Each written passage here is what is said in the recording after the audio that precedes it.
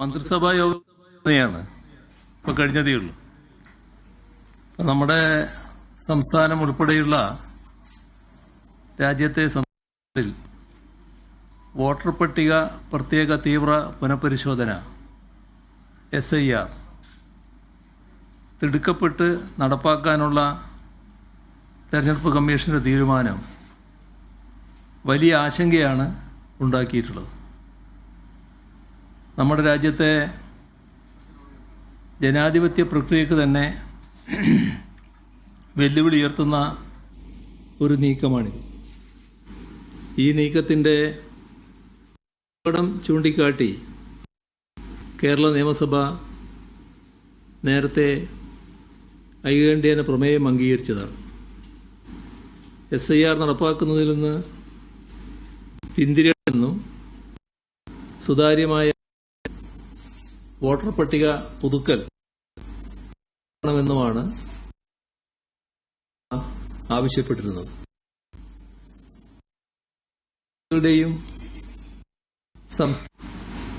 നിയമസഭ ആവശ്യപ്പെട്ടിരുന്നത് രാഷ്ട്രീയ പാർട്ടികളുടെയും സംസ്ഥാന തെരഞ്ഞെടുപ്പ് ഓഫീസറുടെ തന്നെയും അഭിപ്രായം അവഗണിച്ചാണ് SIR നടപ്പാക്കുമെന്ന തീരുമാനം ഇപ്പോൾ എടുത്തിട്ടുള്ളത്. സംസ്ഥാനത്ത് തദ്ദേശ ഭരണ സ്ഥാപനങ്ങളിലേക്കുള്ള തെരഞ്ഞെടുപ്പ് നടക്കാനിരിക്കുന്ന സാഹചര്യത്തിൽ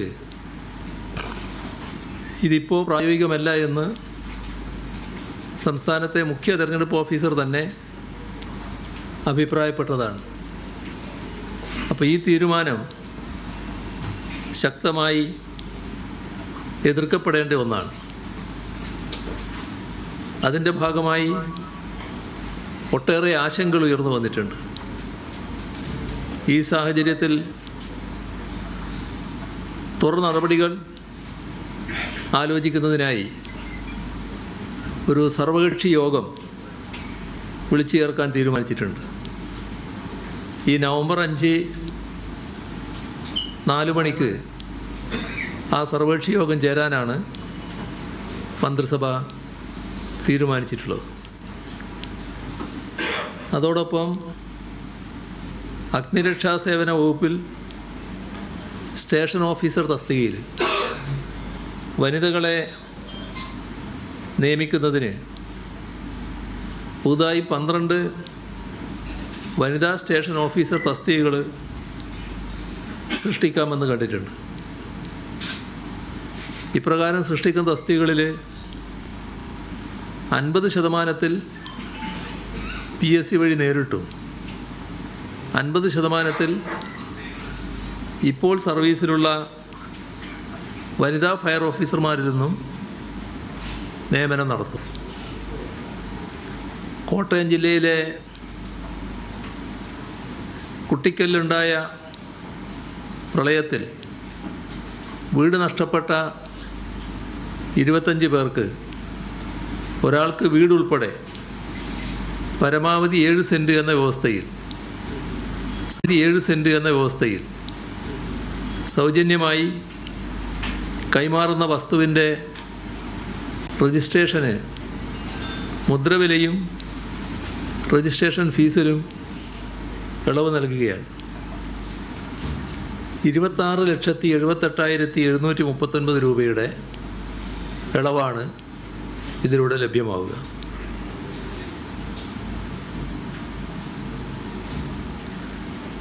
അതിദാരിദ്ര്യ നിർമ്മാർജ്ജന പദ്ധതിയുടെ ഭാഗമായുള്ള ഒരു വീഡിയോ ഇപ്പോൾ ക്യാബിനറ്റ് ആകെ കാണുകയുണ്ടായി. അതിൽ എറണാകുളത്തുള്ള ഒരു കുടുംബമായിരുന്നു അതിൽ ഉൾപ്പെടാൻ ബാക്കിയുണ്ടായിരുന്നത്. അതുകൂടി ഉൾപ്പെട്ട് 100% നില ഇന്ന് കൈവരിച്ചിട്ടുണ്ട്. അതിൻ്റെ ഔദ്യോഗികമായ പ്രഖ്യാപനം നവംബർ 1 നടത്തുന്നതാണ് കണ്ടിട്ടുള്ളത്. അത് നിയമസഭയിൽ നടത്താനാണ് ഉദ്ദേശിക്കുന്നത്. നമ്മുടെ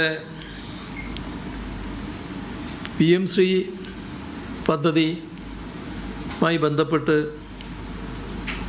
ധാരണാപത്രം ഒപ്പിട്ടപ്പോൾ അതുമായി ഒട്ടേറെ വിവാദങ്ങളും ആശങ്കകളുമൊക്കെ ഉയർന്നു വന്ന സാഹചര്യം കണക്കിലെടുത്ത് ആ പദ്ധതി നടപ്പാക്കുന്നത് സംബന്ധിച്ച് റിവ്യൂ നടത്താൻ തീരുമാനിച്ചിട്ടുണ്ട്. ഈ കാര്യം പരിശോധിച്ച് റിപ്പോർട്ട് ലഭ്യമാക്കുന്നതിന് 7 അംഗങ്ങളുള്ള ഒരു മന്ത്രിസഭ ഉപസമിതിയും രൂപീകരിച്ചിട്ടുണ്ട്. നമ്മുടെ